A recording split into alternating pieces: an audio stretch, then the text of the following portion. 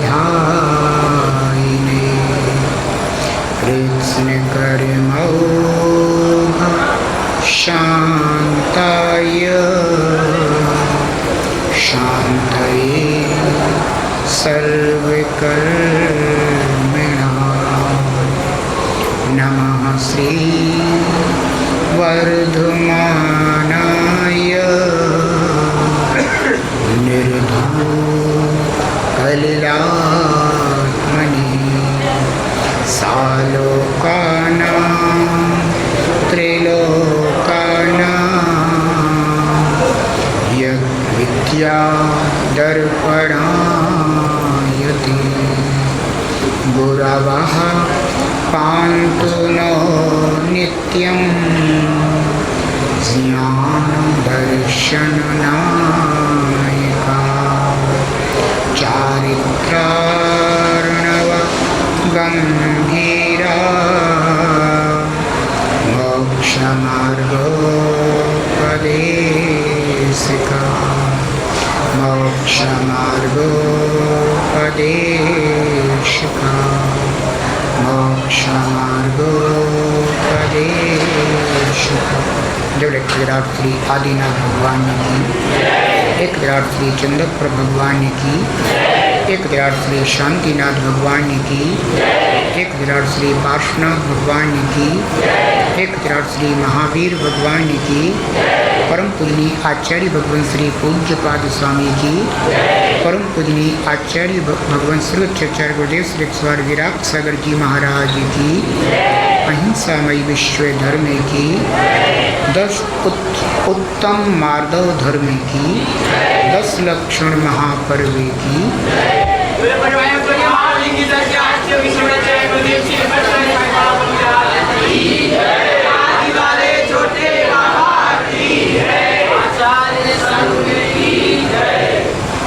मार्दव धर्म हृदय आता, हृदय विनय से भर जाता। मार्दव धर्म हृदय आता, हृदय विनय से भर जाता। मार्दव धर्म हृदय आता, हृदय विनय से भर जाता। मान कसाय का त्यागी महामोक्ष फल को पाता। मान कसाय का त्यागी महामोक्ष फल को पाता। मृदुता से मानव हो, मृदुता से मानव मानव बन जाए रे। जीवन है पानी की बूंद कब मिट जाए रे। जीवन है पानी की बूंद कब मिट जाए रे। हानि अनहानि हो, हानि अनहानि कब क्या घट जाए रे। जीवन है पानी की बूंद कब मिट जाए रे। जीवन है पानी की बूंद कब मिट जाए रे। जीवन है पानी की बूंद कब मिट जाए रे। आज उत्तम मार्दव धर्म का दिन है। हमारे जीवन में 4 कसायों का निरंतर अनुभव होता रहता है। कभी क्रोध तो कभी मान, कभी माया तो कभी लोभ। कल हमने देखा था क्रोध कषाय के कारण आत्मा पतित हो जाता है। इसी प्रकार से मान कषाय आत्मा को पतित करती है, आत्मा को विनय गुण से दूर ले जाती है। हमारा जो हृदय होता है वह कठोरता को प्राप्त हो जाता है। मार्दव धर्म का अर्थ ही ये होता है कि मृदुता का अनुभव होने लग जाना। जब हमारे जीवन में मृदुता आ जाती है तो हमारा जीवन इस योग्य बन जाता है जिस प्रकार से भूमि में हम बीज बोते हैं। बीज बोने के पहले भूमि को मृदु बनाते हैं, कोमल बनाते हैं, फिर उसमें बीज डालते हैं तो अवश्य ही वह बीज फलीभूत हो जाता है। लेकिन यदि भूमि कठोर हो और उसमें बीज डालें तो बीज नष्ट हो जाते हैं। इसी प्रकार से हमारी आत्मा की भूमि यदि मान कसाय के कारण कठोरता को प्राप्त हो जाए तो फिर हमारा आत्मा उन रत्नत्रय धर्म के बीजों को फलीभूत नहीं कर पाता। कदाचित धर्म की पहचान भी हो जाए, लेकिन बंधुओं धर्म की पहचान होने के बाद भी अगर अभिमान बना रहता है जीवन में तो शीघ्र ही शीघ्र वह पहचान जो धर्म की करी थी वह भी समाप्त हो जाती है। कहने का तात्पर्य ये है कि हमें अपने आत्मा को मान कसाय से बचाना चाहिए और हमें अपने आप को मृदु बनाना चाहिए। आचार्य भगवंत कहते हैं कि जब मृदुता आ जाती है, मार्दव धर्म आ जाता है, तो हमारे अंदर पूज्य पुरुषों के लिए विनय की भावना जागृत होने लग जाती है। कई बार ऐसा हो जाता है कि हमारे सामने पूज्य पुरुष होते हैं। बंधुओं, पूज्य तो 5 ही माने गए हैं जिन्हें हम पंच परमेष्ठी कहते हैं। ये परमार्थ की दृष्टि से 5 परम पूज्य हैं। और अगर व्यवहार की दृष्टि में देखा जाए, लोक व्यवहार की दृष्टि में देखा जाए तो बंधुओं माता पिता जो होते हैं वह पूज्य होते हैं। लोक व्यवहार की दृष्टि में देखा जाए जो अपनी उम्र से अधिक होते हैं वे अपने लिए पूज्य होते हैं, सम्मान के योग्य होते हैं, सम्मानीय होते हैं। हम सम्मान कब दे पाते हैं? जो हमारे अंदर स्वयं विनय होती है। यदि हमारे अंदर विनय ना हो तो हम दूसरों को सम्मान कभी नहीं दे सकते। हमें अपने व्यवहारिक जीवन में भी बंधुओं इतना मृदु बनना चाहिए, इतना मृदु बनना चाहिए कि हम सुबह से उठें तो कम से कम अपने परिवार में रहने वाले जो अपने माता पिता आदि हैं, अपने से ज्येष्ठ हैं, सम्मान के योग्य हैं, हम उन्हें यथा योग्य सम्मान दें। कहते हैं कि प्रातः काल उठ के रघुनाथा और मात पिता गुरु नावही माथा। सुबह प्रातः काल होती थी। हम जानते हैं कि भगवान राम मर्यादा पुरुषोत्तम थे, लेकिन मर्यादा पुरुषोत्तम वे ही बन पाते हैं जिनके अंदर बंधुओं मान कषाय नहीं होती, अब तो विनयता होती है, मृदुता होती है, कोमलता होती है। भगवान राम जब अपनी गृहस्थ अवस्था में थे, अपने परिवार में थे, तो वह अपने माता पिता की बहुत विनय करते थे, बहुत विनय करते थे। सुबह हुई सबसे पहले वो किसके चरण स्पर्श करते थे? अपने माता पिता के चरण स्पर्श करते थे। क्यों? क्योंकि माता पिता परिवार में ऐसे होते हैं जिन्होंने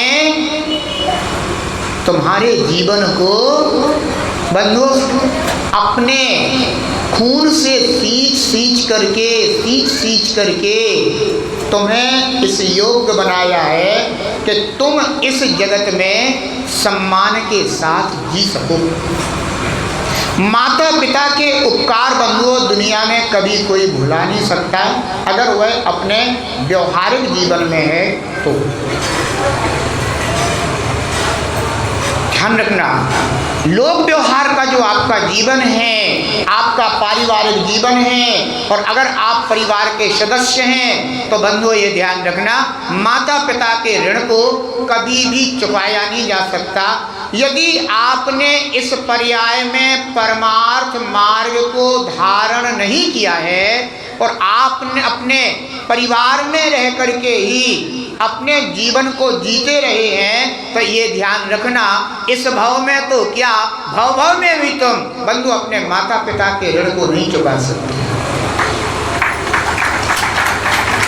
उनके उपकार बंधुओं उन्हें ही याद आते हैं जिनमें वास्तव में विनय गुण होता है। उन्हें ही अपने माता पिता के उपकार याद आते हैं। जिनमें विनय गुण नहीं होता बंधु उन्हें अपने माता पिता के उपकार याद नहीं आते। कई बार तो ये हो जाता है कि मान कसाय से पीड़ित पुत्र आदि अपने माता पिता को अपशब्द तक बोल देते हैं। ध्यान रखना, क्या कभी भगवान को अपशब्द बोले जा सकते? बोलो है? क्या कोई भगवान को अपशब्द बोल सकता है? नहीं बोल सकता। लेकिन जिसे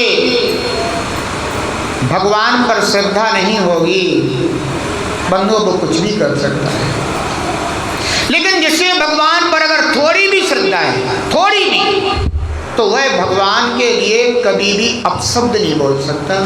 जिनवाणी के लिए कभी अपशब्द नहीं बोल सकता। जिनवाणी माँ कहलाती है। और सदगुरु के लिए कभी अपशब्द नहीं बोल सकता, जिसके अंदर थोड़ी सी भी बंधुओं विनय होती है। जैसे परमार्थ के मार्ग में देव शास्त्र गुरु हैं, पूज्य हैं, उनके लिए अपशब्द नहीं बोले जा सकते। इसी तरह से व्यवहार के मार्ग में परिवार में माता पिता हैं बंधु, उनसे पूज्य परिवार में कोई दूसरा हो नहीं सकता है।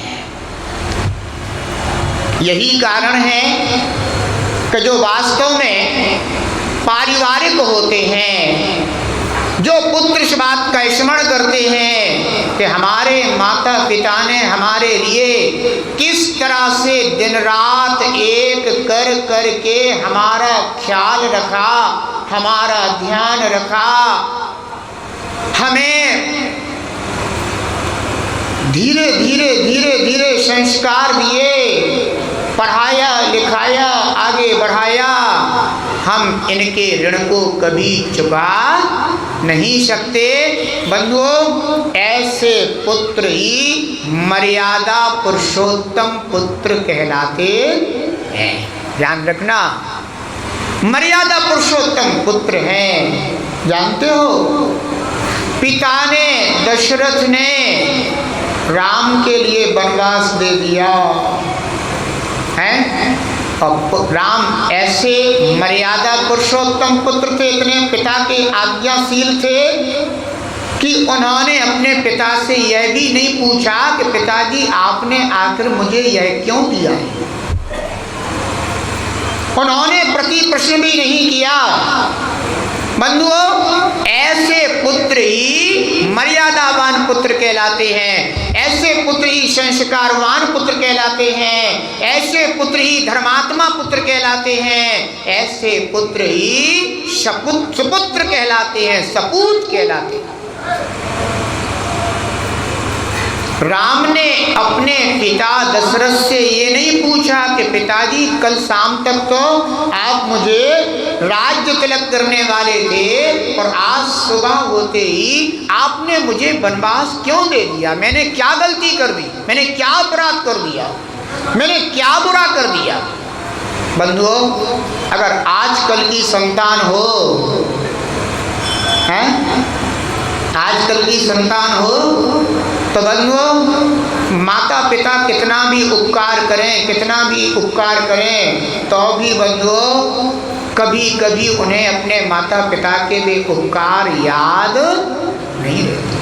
ध्यान रखना, अगर आप व्यवहारिक जीवन में हैं, पारिवारिक जीवन में हैं, तो बंधुओं माता पिता से बड़ा भगवान कोई दूसरा नहीं है। घर का देवता माता पिता हैं और बंधु परमार्थ के देवता सच्चे देव शास्त्र गुरु।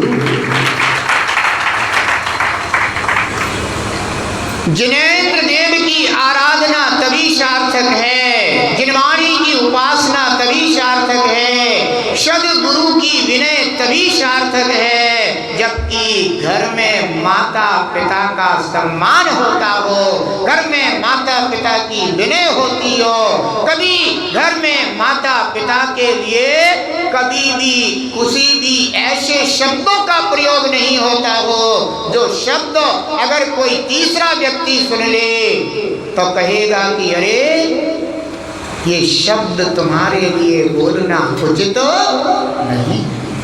ध्यान रखना बंधुओं, इसलिए सबसे पहले राम किसको प्रणाम करते थे? प्रातः काल उठ के रघुनाथा, मात पिता किसको? मात पिता गुरु नावही माथा। सबसे पहले वे माता पिता को प्रणाम करते थे, नमस्कार करते थे और कहते थे कि भो मातेश्वरी, भो माँ, मुझे तू अपने आशीष दे, मुझे तू अपने आशीर्वाद दे कि मैं हमेशा आपकी विनय करता रहूं, आपका सम्मान करता रहूं और आपके दिए हुए संस्कारों को मैं कभी भी लज्जित ना कर सकूं, शर्मिंदित ना कर सकूं। माँ, मैंने तेरा दूध पिया है, दूध। माँ, ये आपका बेटा आपका दूध पी करके बड़ा हुआ है, तो कभी आपके ऋण से मुक्त नहीं हो सकता। माँ, तूने स्वयं अपने को जमीन पर सुलाया है, लेकिन मुझे तूने हमेशा हमेशा चद्दर पर सुलाया है। माँ, तूने हमेशा अपनी गोद दी है, गोद। तूने मुझे जमीन पर सोने नहीं दिया, तूने मुझे अपनी गोदी में सुलाया और स्वयं जमीन पर सो गई। माँ, तूने कभी अपने स्वास्थ्य का ध्यान नहीं रखा, लेकिन तूने मुझ पुत्र का स्वास्थ्य का हमेशा ध्यान रखा है। माँ, तू महान है। माँ, तू महान है। माँ, तू महान है। माँ, आशीर्वाद दे। माँ, मैं तेरे दूध को कभी शर्मिंदित ना कर सकूं। राम पिता के पास जाते थे, कहते थे पिताश्री, मुझे अपने आशीष दीजिए। आपने मुझे हर प्रकार से योग्य बनाने का प्रयास किया है। आपने पिताश्री अपना प्यार दिया, आपने पिताश्री अपना दुलार दिया, आपने मेरा इतना ध्यान रखा, इतना ध्यान रखा। मुझे आज राजा, इस संपूर्ण प्रजा के बीच में राजा होने की योग्यता दी है। आपने मुझे सबके बीच में सम्मानीय बनाने का प्रयास किया है, वो विद्याएं मुझे सिखाई हैं पिताश्री। मैं आपके ऋण को कभी चुका नहीं सकता। इसलिए निप्रति राम क्या कहते थे? प्रातः काल उठ के रघुनाथ, मात पिता गुरु नावई माथा। अपने माता पिता के आशीष लेते थे, उनके चरण स्पर्श करते थे और यही कहते थे कि हे हमारे पूज्य माता पिता, हे पूज्य माता श्री, हे पूज्य पिताश्री, आपका यह बेटा हमेशा मर्यादाओं का पालन करता रहे, आपके द्वारा दिए हुए संस्कारों का दीप अपने अंदर जला करके रखे, कभी आपके नाम को नीचा ना होने दे, ऐसा आशीष देना।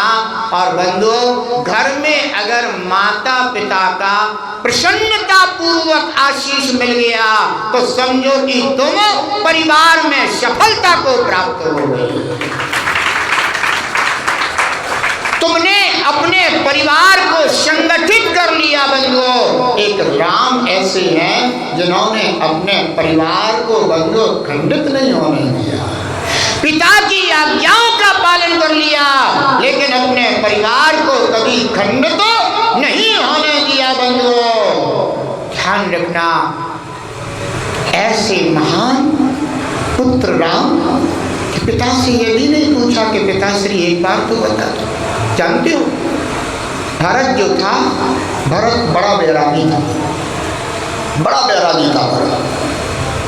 वह इतना बैरागी था कि वह निर्ग्रंथ दीक्षा धारण करने की तैयारी कर रहा था और उसे राज वैभव दे दिया। और राम को जिनको राज तिलक होने वाला था उनको वनवास दे दिया। दौड़ा दौड़ा आया भरत और आकर के कहता है कि पिताश्री पिताश्री पिताश्री आप क्या कर रहे हो? आप उसे दे रहे हो जिसे स्वीकार नहीं है। मैं सब कुछ त्याग करके निर्ग्रंथ दीक्षा अंगीकार करना चाहता हूं। और बंधुओं, राम भरत को संबोधित करती। देखो एक मर्यादावान पुत्र कितना महान होता है। राम भरत को संबोधित करते हैं कि वो पुत्र भरत, पिताजी के द्वारा जो वचन मुख से निकल चुके हैं अब भी कभी वापिस नहीं होते। रघुकुल रीत सदा चल आई, प्राण जाए पर बचन न जाई। इस कुल में ऐसी रीति आई हुई है कि जो वचन निकल गए फिर उन्हें कभी वापिस नहीं लिया जाता। पिता ने जो वचन दे दिया है अब पिता इस वचन को वापिस नहीं ले सकते। और वो पुत्र भरत अगर पिता की मर्यादा बना करके रखना है, पिता का सम्मान बना करके रखना है, तो पुत्र भरत, भाई भरत, अब तुम्हें पिता के वचनों का आदर करना होगा, पालन करना होगा। अब तुम्हें इस राज्य का संचालन करना होगा। और बंधु भरत भी ऐसा महान पुत्र कि नहीं, मैं अपने पिता की वाणी को कभी कलंकित नहीं होने दूंगा, मैं अपने पिता के सम्मान को कभी गिरने नहीं दूंगा। ठीक है भैया राम, आपकी आज्ञा लेकर के, आपका भी आशीष लेकर के मैं राज्य का संचालन करूंगा, लेकिन राज्य को कभी अपना नहीं मानूंगा। धन्य है पुत्र। हाँ, तो ऐसे पुत्र हाँ बंधु परिवार में जो पुत्र अपने परिवार की मर्यादा बना करके रखते हैं, परिवार का सम्मान बना करके रखते हैं, परिवार की प्रतिष्ठा बना करके रखते हैं, लेकिन परिवार के सम्मान को कभी धूमिल नहीं होने देते, गिरने नहीं देते। ध्यान रखना बंधुओं, परिवार में अगर हो तो परिवार के देवता का सम्मान नित्य करना, और अगर अपने आत्म कल्याण के इच्छुक हो तो सच्चे देव शास्त्र गुरु का सम्मान करना। तुम्हारा इस यह लोक भी सुधर जाएगा और परलोक भी सुधर जाएगा। एक बात ध्यान रखना, अगर तुम्हें अपना एहलोक सुधारना है और परिवार में तुम हो तो तुम्हारा एहलोक माता पिता की आशीष से ही सुधरेगा, और अगर परलोक सुधारना है तो सच्चे देव शास्त्र गुरु की चरण वंदना करने से तुम्हारा परलोक सुधर जाएगा। इसलिए बंधु, आज उत्तम मार्ग और धर्म के दिन यदि कभी हमारी किसी के प्रति भी अगर मान कषाय बन जाए, किसी के विनय करने में हमने कभी कोई प्रमाद कर दिया हो, विनय करने में हमने कभी मान कषाय कर ली हो, तो बंधु आज के दिन उसे यही के यही विसर्जित कर देना। मान महाविषरूप करही नीच गति, जगत में मान महाविषरूप होता है और यह आत्मा को कहाँ ले जाता है? नीच गति में, निम्न गति में, अधोगति में ले जाता है। मान कषाई जीव कभी सुगति को प्राप्त नहीं होता। ध्यान रखना बंधुओं, रावण के अंदर इतनी तो मान कषाय आ गया था कि मैं एक बार जीत लूं इसके बाद दे दूंगा। बंधुओं, उसका मान से कहाँ ले गया? अधोगति में ले गया, नीच गति में ले गया। कहने का तात्पर्य है कि हमें अपने अंदर कोमलता लाना है, हमें अपने अंदर विनयता लाना है। लेकिन विनयता कब आएगी? जब हमें अपने से कोई पूज्य दिखाई देगा तब। अगर हमें ऐसा मालूम पड़ने लग जाए कि मैं ही पूज्य हूं, मैं ही महान हूं, मैं ही श्रेष्ठ हूं, मैं ही सब, है ना, सर्वश्रेष्ठ हूं, अगर अपने आप को तुमने ऐसा समझ लिया कि मुझसे श्रेष्ठ कोई दूसरा नहीं है, तो ये समझ लेना कि तुमसे बड़ा अभिमानी कोई दूसरा नहीं है। अभिमानी व्यक्ति की ये निशानी है कि अपने को श्रेष्ठ मानता है और पूज्य जनों को छोटा मानता है। ध्यान रखना, अपने को श्रेष्ठ मानता है और पूज्य जने को छोटा मानता है। ये कौन कहलाता है? बंधु अहंकारी कहलाता है। कहा गया है यो मदान्धो न जानाति हिताहित विवेकिताम् सा पूज्येषु मदं कृत्वा नरो भवति गर्धवा। आचार्य भगवंत क्या कह रहे हैं कि जो मदान्ध मनुष्य होता है, यानी अहंकार में, अभिमान में अंधा मनुष्य होता है, वह कैसा होता है? हिताहित विवेकताम ना जानाती, वह अपने हित को या अपने अहित को, उसके विवेक को नहीं जानता है कि किसमें मेरा हित है और किसमें मेरा अहित। अच्छा एक बात बताओ, अगर तुमने माता पिता के चरण स्पर्श कर लिए तो ये बता इसमें तुम्हारा हित है या अहित है? बोलो। हित है, अहित तो नहीं हो जाएगा कहीं? कहीं तुम छोटे तो नहीं हो जाओगे? हैं?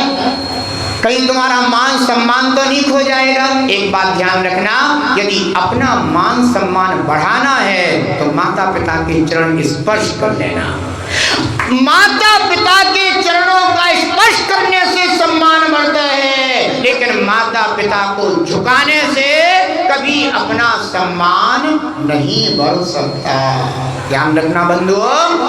तो जो मदान्ध मनुष्य हित अहित का विवेक नहीं जानता, वह सा पूज्येषु मदं कृत्वा, वह पूज्य पुरुषों के विषय में अभिमान को प्राप्त हो करके क्या होता है?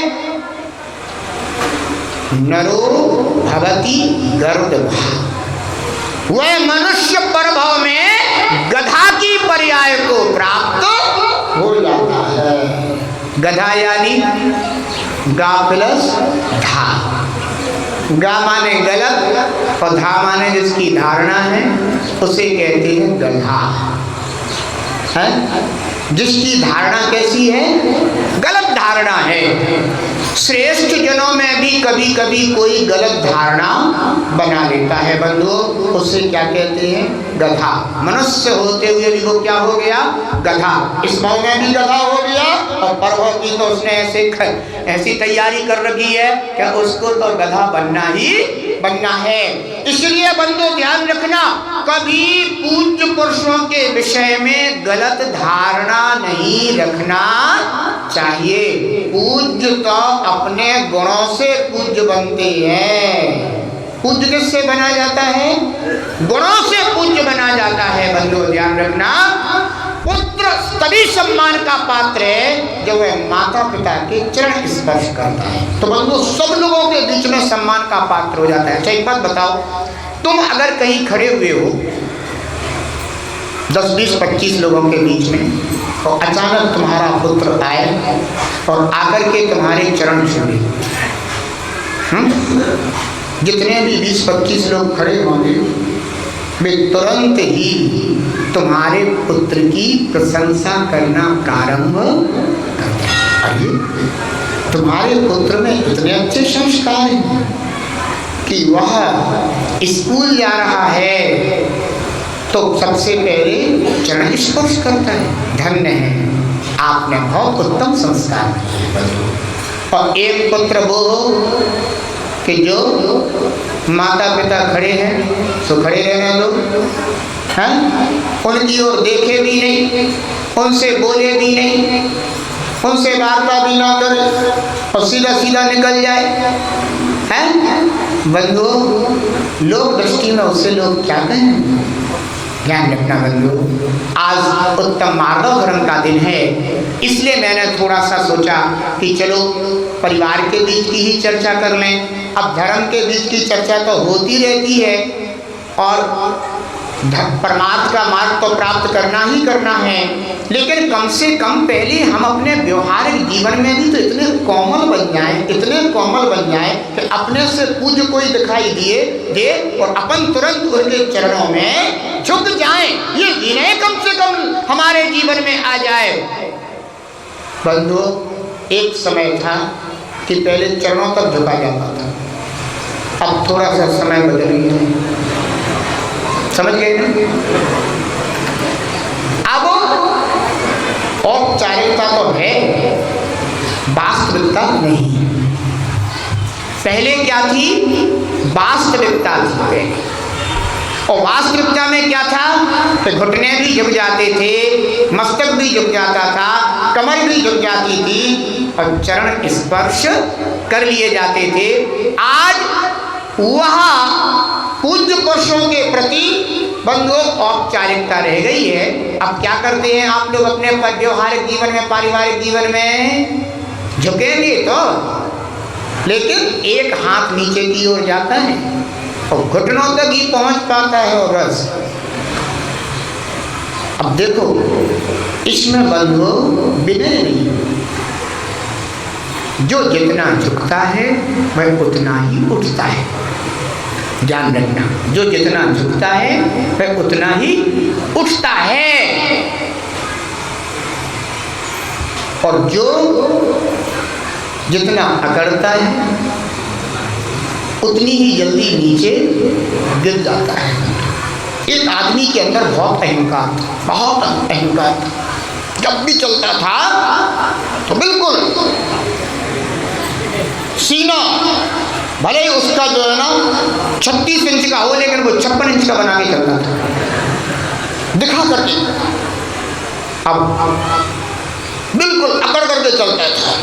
तो बंधु, एक पड़ोसी था उसका, और वो पड़ोसी भी सोचता रहता था एक दिन तो इसको मजा चखाऊंगा, बहुत अकड़ के चलता है।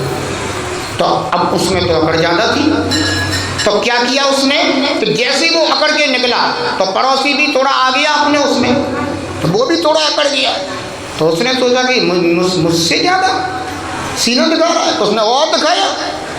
तो सामने वाले ने भी सोच लिया कि आज मैं तो दिखा ही रहूँगा, तो उसने भी और दिखाया, तो उसने और दिखाया, तो उसने भी और खींचा। अब जितना ज़्यादा अकड़ जाओगे तो बंधु, इधर अकड़ आती है तो उधर पैरों की पकड़ ढीली। ध्यान रखना बंधु, वो कुछ ज़्यादा ही अकड़ गया, और जब ज़्यादा ही अकड़ गया तो पैरों की पकड़ ढीली हो गई और वो नीचे गिर गया। ध्यान रखना बंधु, अहंकार अकड़ लाता है, और जो अकड़ में आ जाता है बंधु वह पतन को प्राप्त हो जाता है, वह गिर जाता है, उसकी पकड़ ढीली पड़ जाती है। और जो विनयवान होता है, वो कहते हैं ना कि तूफान आता है तो जो अकड़े हुए वृक्ष रहते हैं वे तो बंधु धराशायी हो जाते हैं, और जो कोमल लताएं होती हैं वे झुक जाती हैं, तूफान ऊपर से गुजर जाता है। और जैसे ही सूरज निकलता है तो वे फिर अपने स्थान पर खड़ी हो जाती हैं। बंधु, विनय हमारे लिए हमेशा बंधु स्थिरता प्रदान करता है, लेकिन अहंकार हमारे लिए, ध्यान रखना, हमारी स्थिरता को भी नष्ट कर देता है। इसलिए आज उत्तम मार्गव धर्म के दिन हमें अपने अभिमान को जीतने का प्रयास करना चाहिए। बंधुओं, मैं तो यही कहूँगा कि अपने सामने कोई भी हो, अगर तुम उनसे सम्मान के 2 शब्द बोलते हो तो इसमें तुम्हारा ही गौरव बढ़ जाता है। बंधु, तुमने उनसे कह दिया आइए भाई साहब बैठिए, आपके वचनों में वो मृदुता है ना, कि वह आपके 2 शब्दों को सुनकर के बंधु इतना गदगद हो जाएगा, इतना प्रफुल्लित हो जाएगा, 4 लोगों के बीच में चर्चा करेगा तो भैया वो बहुत सम्मान देते हैं, बहुत सम्मान देते हैं। बंधु कई बार तो बड़े लोगों में बंधु इतना गुण होता है तो ये छोटों तक को सम्मान दे देते हैं। वो ये भी नहीं देखते कि ये तो हमसे बहुत छोटे हैं, फिर भी वो बंधु छोटों को इतना सम्मान देते, इतना सम्मान देते कि वे भी कई बार शर्मिंदित होकर के सम्मान को ग्रहण करते हैं कि वो ये कहते हैं कि मैं आपसे बहुत छोटा हूँ, बहुत छोटा हूँ। और बंधु जब वे 4 लोगों के बीच में चर्चा करते हैं ना तो कहते हैं कि भैया उनकी तो क्या बात है, मैं उनके सामने कुछ भी नहीं हूँ, लेकिन जब भी जाता हूँ ना तो इस तरह से वो हमें स्वीकार करते हैं कि मैं बता नहीं सकता, उनमें बहुत बहुत बहुत है ना विनयता है, उनमें बहुत श्रेष्ठता है, वो कभी किसी का बुरा अभिमानी व्यक्ति बंधु हमेशा सर्व तरफ एक ना एक दिन है ना अनादर को प्राप्त, तिरस्कार को प्राप्त हो जाता है। लेकिन जो विनयवान होता है बंधु तीनों लोकों में पूज्य हो जाता है। सोचो जरा, जिन्होंने परमार्थ मार्ग को भी नहीं स्वीकार, मातग्रस्त जीवन में रहे और फिर भी उन्होंने बंधु मर्यादा का जीवन जिया, उनका भी नाम बड़े सम्मान से लिया जाता है। श्रवण कुमार का नाम तो सुना होगा, श्रवण कुमार। उन्होंने अपने माता पिता का वो सम्मान रखा, वो सम्मान रखा कि जिनके माता पिता कैसे थे, नेत्रों से ध्यान रखना बंधु कर्म की बात है। फिर भी माता पिता के मन में यह भाव था कि मैं भी तीर्थ वंदना करना चाहता हूँ और एक ऐसा मर्यादा पुरुषोत्तम पुत्र कि जिसने अपने माता पिता के लिए अपने कंधे पर डोली रख कर के उठाया और उनके सम्मान को बढ़ाया और उनका सम्मान क्या बढ़ाया बंधु, उसने सबके बीच में अपना सम्मान बढ़ा लिया। जैसे ही श्रवण कुमार का नाम आता है बंधु, हर कोई उसके माता पिता के प्रति जो सेवा भाव है उसको तुरंत याद कर लेता कि हाँ हाँ हाँ श्रवण कुमार मैं समझ गया है। आखिर उसने तो कोई इतना परमार्थ का मार्ग तो ग्रहण नहीं कर पाया था, फिर आज क्यों जन जन की जिह्वा पर उसका नाम है? किसके कारण? एकमात्र सेवा भाव के कारण। जब ग्रस्त जीवन में इतनी विनय का फल इतना महान है तो बंधु फिर परमार्थ के मार्ग में अगर मार्ग और धर्म आ जाए तो बंधु उनकी पूजा तो इस लोक से लेकर के उस लोक तक होती है, तीनों लोकों में पूज्यता प्राप्त होती है, सम्मान का पात्र होते हैं, यानी त्रिलोक पूज्य बन जाते हैं। ध्यान रखना, अभिमान को हमें जीतने का प्रयास करना चाहिए, कभी किसी को नीचा नहीं दिखाना चाहिए। ध्यान रखना बंधु, अभिमानी व्यक्ति क्या करता है, अपने को महान दिखाने के लिए दूसरे को नीचा दिखाता है। जबकि बंधुओं सत्पुरुषों की विशेषता क्या होती है, वे अपनी लकीर को तो बड़ा खींचते हैं लेकिन कभी दूसरों की लकीर को छोटा नहीं करते। ये बंधुओं सत्पुरुषों की विशेषता होती है। और जो अभिमानी मनुष्य होते हैं उनकी क्या विशेषता होती है, तो वे चूंकि अभिमान से दग्ध हैं तो गुण तो उनके जीवन में है नहीं, तो वे अपनी लाइन तो बड़ी कर नहीं पाते, तो वे दूसरे की लाइन को छोटा करने का प्रयास करते हैं। बंधु दूसरों को नीचा दिखाने की कोशिश करते हैं और जो दूसरों को नीचा दिखाने का प्रयास करता है बंधुओं वह स्वयं ही नीचा देखने के योग्य हो जाता है। आज नहीं तो कल बंधु कर्म तो सबको है ना, छोड़ता तो है नहीं कर्म किसी को। तो बंधु इसलिए ध्यान रखना मान कसाय अपने जीवन में आने मत देना। मार्दव धर्म यही कहता है कि इतने मृदु बन जाओ, इतने मृदु बन जाओ, इतने मृदु बन जाओ कि अगर कोई भी आ जाए तो तुम उसे अपने गले से लगा सको, सम्मान दे सको। है बंधु, अगर थोड़ा सा भी स्थान है तो कह देना आप भी आ जाओ, इस पर बैठ जाओ, आप अपन दोनों साथ बैठ जाएंगे, कोई बात नहीं है, कोई बात नहीं है ना बंधु। ये मृदु लोगों की विशेषता है, मार्दव धर्म की। और बंधु जो कैसा होता है, अकड़ा हुआ होता है, और अगर उसने देख लिया कि ये आ रहा है और ये बैठने वाला है तो वो और पसर के बैठ जाएगा। ऐसी अकड़ भला व्यक्ति क्या करता है, और अकड़ के बैठ जाएगा। और कदाचित अपन ने देख लिया कि है स्थान और उससे कह दिया भैया थोड़ा सा भी जगह नहीं है, मैं कहाँ किसको अकड़ू है, अकड़ू है ना, अभिमानी है बंधुओं को। कैसा है, अभिमानी मनुष्य। अरे ध्यान रखना, इस संसार में आज इसकी बाजी है तो कल उसकी बाजी है, हम तो यही चलता रहता है इस जगत में, है ना। इसलिए आचार्य भगवंतों ने कहा 8 प्रकार के मद को जीत लेना चाहिए। ज्ञानम पूजाम कुलम जाते बल वृद्धिम तपो बपू अष्टावासित मानुष इसमें माहौल स्मया। अगर किसी को ज्ञान हो जाए तो अभिमान मत करना, क्योंकि अगर ज्ञान में अभिमान आ गया तो ज्ञान अज्ञान हो जाता है। तो ज्ञान आने पर अगर विनय आ गई तो ज्ञान महान हो जाता है, ज्ञान महान हो जाता है। केवल ज्ञान को दिलाने वाला जो ज्ञान है वही तो महान बना देता है। बंधुओं, ज्ञान आने पर अगर विनय आने लग जाए तो वह ज्ञान कहाँ है, मोक्ष मार्ग की ओर ले जाता है, महानता की ओर ले जाता है। और अगर ज्ञान आने पर अहंकार आ जाए तो बंधु वह उसको नीचे गिरा देता है, उसके सम्मान को नष्ट कर देता है। ज्ञान का मत कभी नहीं करना। पूजा अगर कोई अपने लिए सम्मान देता हो तो अभिमान मत करना, ध्यान रखना। निर्ग्रंथ, सच्चा निर्ग्रंथ तपोधन क्या सोचता है कि अगर सामने वाले ने मुझे सम्मान दिया है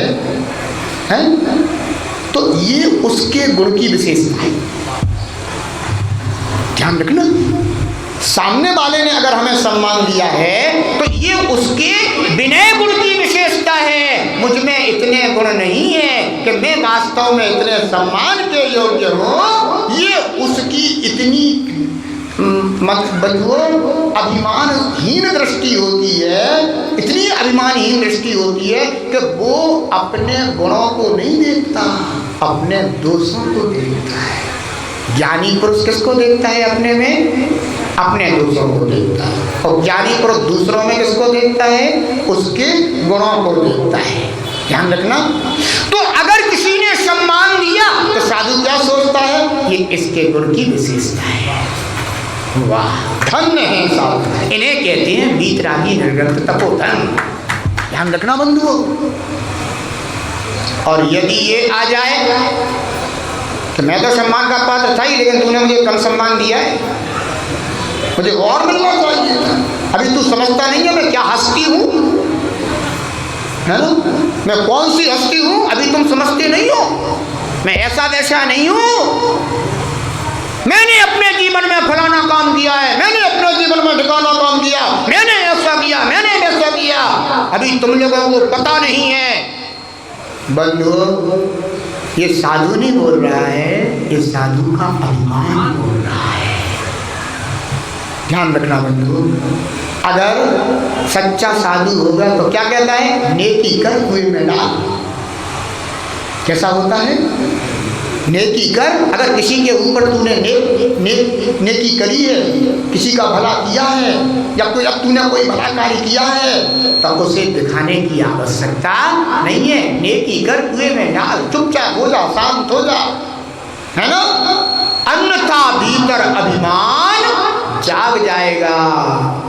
इसलिए साधु कभी अपने मुख से अपनी प्रशंसा नहीं करते। मैंने ऐसा काम किया, मैंने फलाना काम किया, मैंने इतना काम किया, है ना। ये साधु नहीं बोल रहा। कौन बोल रहा है? साधु का अभिमान बोल रहा है। बंधु, पूजा की चाहे मत करना। क्यों? क्योंकि जहाँ गुण आ जाते हैं वहाँ दीप पूजा के लिए अपने आप जल जाते हैं। कभी चंदा गुरु ने कहा क्या कि हमारी आरती करने के लिए दीप जला देना? नहीं कहते बंधुओं। जहाँ गुणवान पुरुष होते हैं वहाँ गुणवान भक्त अपने आप दीप जला करके आरती करने लग जाते हैं बंधुओं। इसलिए ज्ञानम पूजाम, पूजा का कभी अभिमान नहीं करना चाहिए। ज्ञानम पूजा कुलम, अपने कुल का अभिमान नहीं करना चाहिए। मेरे कुल में इतने इतने है ना धनवान, श्रेष्ठ, सम्मानीय है ना हमारे वंशज हो गए हैं, ऐसा वैसा नहीं हूँ मैं, ऐसे कुल वंश का हूँ, मैं ऐसे कुल वंश का हूँ। ना भैया, ना कोई के कुल रहे, ना कोई का वंश रहा। मुझे बता दो, इतने इतने बड़े बड़े महान महान वंश हो गए बंधु। तीर्थंकरों के वंश हो गए हैं, तीर्थंकरों के इक्ष्वाकु वंश, नाथ वंश, रुद्र वंश, हरि वंश, क्या क्या नहीं हो गए, महान महान वंश हो गए। कितने बंधु, कुल का कभी अभिमान नहीं करना चाहिए। इस कुल का संबंध शरीर से है, इस कुल का संबंध हमारी आत्मा से नहीं।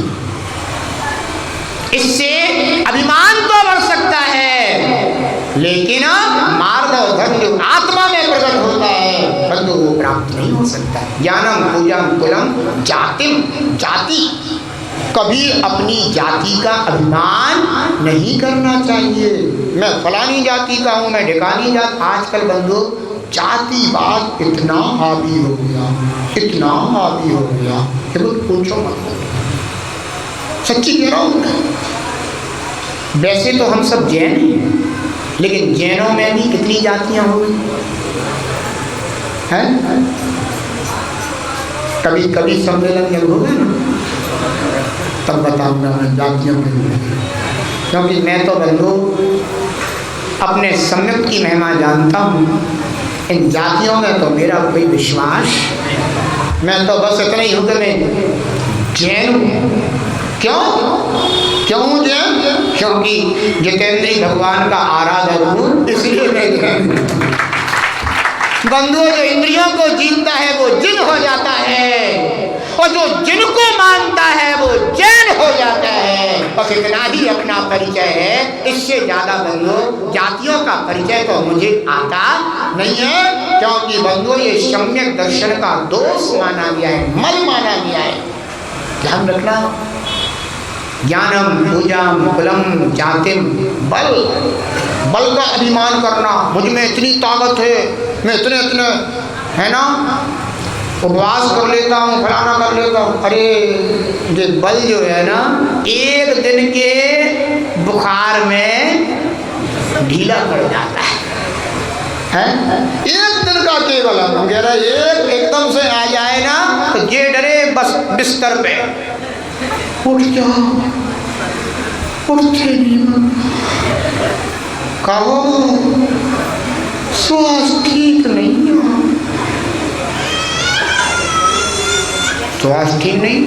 अभी सुबह तो एकदम चंगे थे, अभी क्या हो गया? बंधु ध्यान रखना, कभी बल का अभिमान नहीं करना चाहिए। ये बल क्या करता है? दुर्गति में ले जाता है। जितने जितने बड़े बड़े अपने आप को बलवान समझते, सुरमा समझते थे ना, ये धरती में मिल गए। नाम लेवा वाला नहीं है कोई उनका। इसलिए कभी बल का अभिमान मत करो, बल का उपयोग करो। क्या करो? बल का उपयोग करो, सदुपयोग करो बल का। बल का उपयोग क्या होता है? बंधु सबसे बड़ा बलवान कहलाता है क्षत्रिय। क्षत्रिय कैसा होता है? बलवान होता है। क्षत्रिय का धर्म क्या है? अनाथ की, दीनहीन की रक्षा करना, ये उसका धर्म है। बलवान क्या करता है? अपने आश्रय जनों की रक्षा करता है उसे बलवान कहते हैं, और जो बल से दूसरों को सताए उसे बलहीन कहते हैं, उसे तो कर्नल कहते हैं, क्रूर कहते हैं, उसे बंधुओं क्षत्रिय नहीं कहते। इसलिए बल का कभी अभिमान नहीं करना। बलम रिद्धिम, रिद्धि धन दौलत संपदा वैभव संपन्नता हो तो इसका कभी अभिमान नहीं करना चाहिए। क्यों? क्योंकि बंधुओं ये धन वैभव अधिक समय के रहने वाले नहीं है। जब तक पुण्य साथ में है तब तक ये सब पर्दे पर दिखाई दे रहे हैं। कहाँ पर?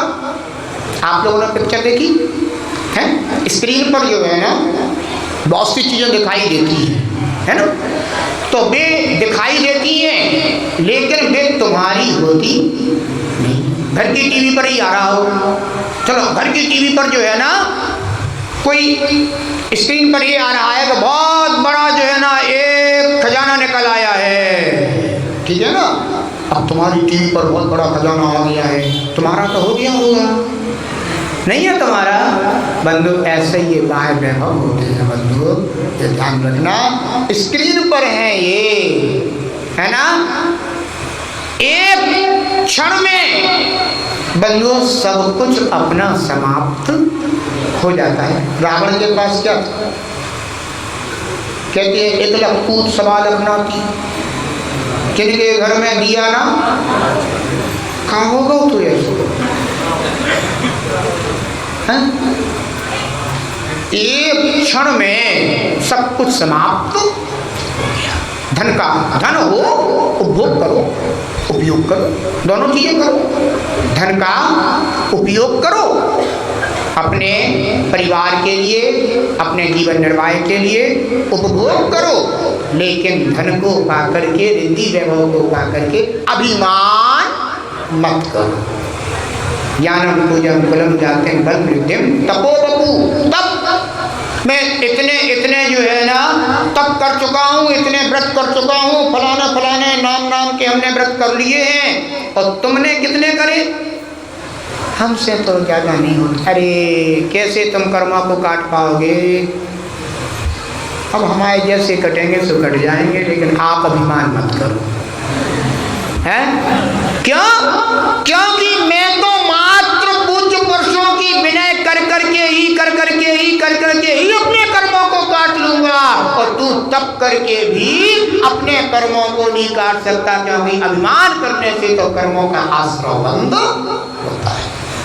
बपू शरीर, सुंदर शरीर हो तो कभी अभिमान नहीं करना चाहिए, है ना, क्योंकि अच्छे सुंदर शरीर क्षण मात्र में बंधु अपनी खूबसूरती को समाप्त कर गए। सनत कुमार चक्रवर्ती थे, अब चक्रवर्ती क्या कम खूबसूरत सुंदर वैसे होते हैं क्या? बहुत सुंदर महापुरुष हैं, बहुत सुंदर होते हैं, लेकिन उन्हें भी बंधु कुष्ठ रोग हो गया था, हैं? श्रीपाल कम सुंदर थे क्या? कोटि भट्ट थे, कोटि भट्ट। श्रीपाल कौन थे? कोटि भट्ट। कोटि भट्ट का क्या होता है? 1 करोड़ योद्धाओं का जिसमें बल हो उसे कोटि भट्ट कहते हैं। इतना बलवान राजा था श्रीपाल, लेकिन कर्म का उदरपाल। बंधु इस शरीर है ना, इस शरीर का कभी अभिमान नहीं करना चाहिए। उत्तम मार्ग धर्म का दिन है बंधु, हम अपने कषाय को जीतने का प्रयास करें, अभिमान को जीतने का प्रयास करें, पूज्य पुरुषों का हमेशा सम्मान करें। और बंधुओं 2 ही मार्ग हैं जहाँ पूज्य पुरुष मिलते हैं, एक तो आपके व्यवहारिक जीवन में और दूसरे पारमार्थिक जीवन में। जो पारमार्थिक जीवन के पूज्यों उन्हें परम पूज्य मान के स्वीकार करना, और जो व्यवहारिक जीवन में पारिवारिक जीवन में हो उनका बंधु यथा योग्य सम्मान करना। तुम्हारा इहलोक और परलोक दोनों सुधर जाएगा। मेरा तो यही आशीष है कि अपने जीवन में अभिमान को जीत करके, मान कसाय को जीत करके अपने जीवन को अच्छा बनाएं, श्रेष्ठ बनाएं, महान बनाएं। आप श्रेष्ठ बने, उन्नत बने, आपके जीवन में सुख शांति और समृद्धि हो। मार्दव धर्म हृदय आता, हृदय विनय से भर जाता। मार्दव धर्म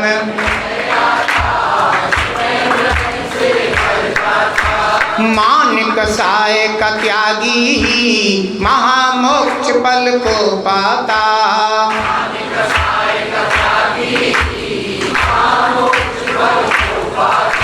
मृदुता से मानव हो, मृदुता से मानव, मानव बन जाए रे। जीवन है पानी की बूंद कब मिट जाए रे। जीवन है पानी की बूंद कब मिट जाए रे। प्रमोद जी ने ये पूछा था कि शैलेशी अवस्था क्या कहलाती है। शैलेशी अवस्था जो होती है ये पूर्ण शील की अवस्था का नाम है। हाँ, और पूर्ण शील 14वें गुण स्थान में प्राप्त होता है। जब अरहंत के भी योग निरोध की प्रक्रिया करते हैं और योग निरोध की प्रक्रिया के बाद जो उनके लिए अवस्था प्राप्त होती है उसका नाम है शैलेशी अवस्था। 14वें गुण स्थान में ही पूर्ण शील बंधुओं मुनराजों के लिए प्राप्त होता है। तो ऐसी शैलेशी अवस्था हमें भी प्राप्त हो, हम सबको प्राप्त हो, ऐसी हम आज के दिन सबके लिए भावना करते हैं। जय बोलिए खजराट श्री शांतिनाथ भगवान की। ओम ह्रीं उत्तम मार्दव धर्मांगाय नमः। ओम ह्रीं उत्तम मार्दव धर्मांगाय नमः। ओम ह्रीं उत्तम मार्दव धर्मांगाय नमः। जय बोलिए उत्तम मार्दव धर्म की। आज का नियम है कि अपने से जो पूज्यजन हैं उनकी विनय करेंगे। ठीक है ना, ध्यान रखना है सभी को। जबाणी के ज्ञान से सूझे लोकालो, सोवाणी मस्तक धरो सदा देत होंडो। हे जन्माणी भारती तो जपो दिन रे, जो तेरो शरणाल सो पावे सुख चैन। देव भजो वरिहंत को गुरु सेवा निर्ग्रहण, दया धर्म पालो सदा यही मोक्ष का पंथ। नौवां महामंत्र।